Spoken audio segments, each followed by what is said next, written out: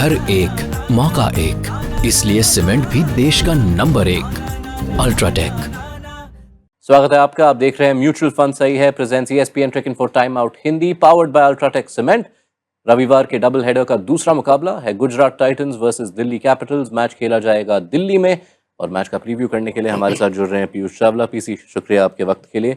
काफी अहम मुकाबला है ये, खास तौर से दिल्ली के लिए जिनकी सीजन थोड़ी भटक सी रही थी, उनके लिए ब्रेक एक्चुअली थोड़ा बेनिफिशियल रहा होगा। देखिए, जब टीम खराब दौर से गुजर रही होती है तो वो चाहती है ब्रेक, और जब टीम अच्छे दौर से होती है तो वो चाहती है कि ब्रेक ना हो। तो दिल्ली के नज़रिए से ब्रेक थोड़ा महत्वपूर्ण हो गया था, और अब इस ब्रेक के बाद किस तरीके से कम बैक करेंगे, क्योंकि शुरुआत बहुत अच्छी करी थी लेकिन बीच में लड़खड़ाए नहीं थे, पूरी तरीके से गिर गए थे क्योंकि काफ़ी सारे मुकाबले हार गए थे। एक टीम जो लग रहा था कि शायद हो सकता है सबसे प्रबल दावेदार हो प्लेऑफ के लिए, लेकिन अब यहाँ पे उनकी बहुत चीज़ें यहाँ साख पे रखी हैं कि किस तरीके से जीत के किस तरीके से प्लेऑफ में पहुंच सकते हैं। जी, आप पिछले 5 में से सिर्फ एक मुकाबला जीता था दिल्ली ने, और अरुण जेटली स्टेडियम में 4 मुकाबले, 3 में हार मिली और जो एक जीत वो सुपर ओवर के थ्रू। तो अब कैसे रणनीति में बदलाव दिखेगी आपको, खासतौर से ये देखते हुए कि मिचेल स्टार्क वापस नहीं जुड़ रहे हैं इस टीम के साथ? देखिए, एक मिचेल स्टार्क जैसा गेंदबाज अगर आपकी टीम से बाहर जाता है, क्योंकि वो मैच विनर है, अपने दिन पे वो किसी भी गेम का तख्ता पलट सकते हैं और हमने ऐसा पहले कई बार देखा है, तो उनके शूज़ फिल करना इतना आसान होगा नहीं। अब उनकी जगह, स्टार्क की जगह कौन वहाँ पे आता है, वो देखने लायक चीज़ होगी, क्योंकि बाकी लगभग सारे खिलाड़ी जो अवेलेबल हैं, जो प्लेइंग 11 में खेल रहे थे ओवरसीज़, वो अभी भी वहाँ पे हैं। उनको फॉर्म में आना, और जो अनुभवी खिलाड़ी हैं, मेरे को लगता है चाहे फाफ डुप्लेसिस हो, केएल राहुल हो, ट्रिस्टन स्टब्स इतने ज़्यादा अनुभवी नहीं है लेकिन उनमें प्रतिभा इतनी है, और पहले कई बार मैचेस उन्होंने जिताए हैं वो नीचे आके, तो इन सब लोगों पे बहुत कुछ निर्भर करेगा अब। या एक बार दर्शकों को वाकिफ कर दे दिल्ली के बदलावों के साथ। जो ओवरसीज प्लेयर्स वापस नहीं आ रहे हैं वो है मिचेल स्टार्क, डोनोवन फेरेरा और Jake Fraser McGurk. Fraser McGurk की जगह रिप्लेसमेंट साइन तो किया है मुस्तफिजुर रहमान, जो कि इन 3 मैचेस के लिए अवेलेबल है, लेकिन शनिवार को वो बांग्लादेश के लिए खेल रहे हैं यूएई में। फिर वो रविवार सुबह फ्लाइट पकड़ के आएंगे, दिल्ली पहुंचेंगे। क्या खेलने की स्थिति में होंगे?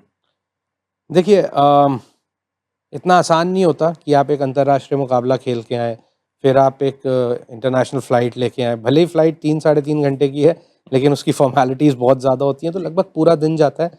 लेकिन यहाँ देखने वाली चीज़ होगी कि दिल्ली कितना डेस्परेट है मुस्तफिजुर को खिलाने के लिए।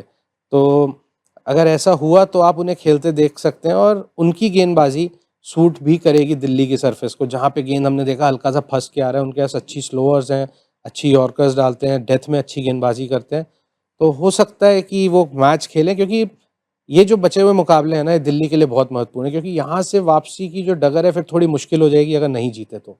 जी हाँ, दिल्ली ऐसी स्थिति में है अब कि गारंटी प्लेऑफ पोजीशन सिर्फ तब होगा अगर वो 3 में से 3 मुकाबले जीते। वैसे ऐसा भी हो सकता है कि एक जीते और पहुंच जाए। बहुत सारे कैलकुलेशंस हैं, जीटी के लिए ज़्यादा कैलकुलेशंस नहीं है। गुजरात टाइटंस एक मैच जीतकर प्लेऑफ्स में जगह पक्की कर लेंगे। ऑब्वियसली उनके इरादे होंगे उसके ऊपर। ये टीम सबसे स्टेबल टीम पहले से ही थी, और इस ब्रेक से भी सबसे कम इम्पैक्ट उनको हुआ है। इनफैक्ट उनके पूरे खेमे में से सिर्फ जॉस बटलर और जेरल्ड कोज्जिया ऐसे खिलाड़ी थे जो कि इंडिया से बाहर गए थे, वो वापस आ चुके हैं। तो बैक टू बिजनेस। प्लानिंग थी कि किस तरीके से वहाँ पे टीम की प्लानिंग रहेगी, और वो टच में रहना, और इन्होंने जो अपना अभ्यास था बाकी टीमों के मुकाबले थोड़ा जल्दी शुरू कर दिया था। जैसी न्यूज़ आई थी कि आईपीएल शायद 4 दिन 5 दिन में शुरू हो सकता है, तो वो टीम एकत्रित हो गई थी। तो मेरे को लगता है कि बहुत ज़्यादा फर्क नहीं पड़ेगा यहाँ पे, क्योंकि कोई बदलाव होगा ही नहीं ना। टीम जो अच्छा खेल रही है, अच्छी फॉर्म में है, वहाँ पे गेंदबाज अच्छा कर रहे हैं, बल्लेबाज अच्छी फॉर्म में है, तो बहुत कुछ ज़्यादा सोचने वाली चीज़ है नहीं यहाँ पे गुजरात के नज़रिए से। सोच विचार आगे के लिए शायद करना पड़े उन्हें, क्योंकि ये खबर अब पक्की है कि जॉस बटलर प्लेऑफ्स में शामिल नहीं होंगे अगर गुजरात टाइटंस अपनी जगह बना पाते हैं। फिलहाल अगर इस मुकाबले पे देखें, एक एक्स्ट्रा ऑप्शन अवेलेबल है, क्योंकि कगिसो रबाडा, उनका वो सस्पेंशन खत्म हो चुका था, वो टीम के साथ है। क्या उन्हें आप खेलते हुए देखते हैं?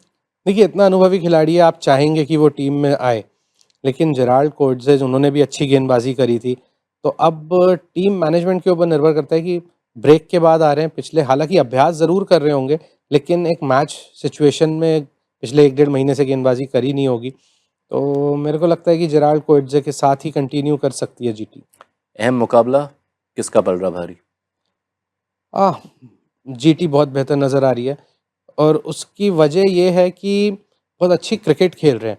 जिस जिस कंडीशंस में जाते हैं वहाँ पे उस हिसाब से अडाप्ट करते हैं और वहाँ पे उन खिलाड़ियों का इस्तेमाल करते हैं कि कहाँ स्पिनर अच्छा यूज़ कर सकते हैं। जबकि साई किशोर जैसे एक एग्जांपल है, इतनी अच्छी गेंदबाजी करी लेकिन जहाँ पे ज़रूरत नहीं होती तो आप उनको गेंदबाजी करते हुए नहीं देखते हैं।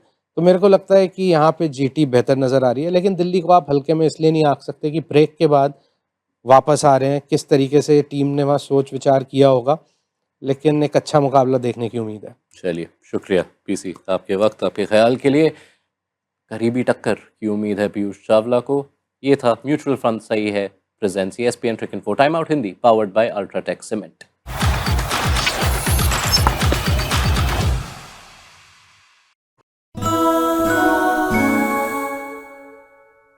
घर एक मौका एक, इसलिए सीमेंट भी देश का नंबर एक। अल्ट्राटेक।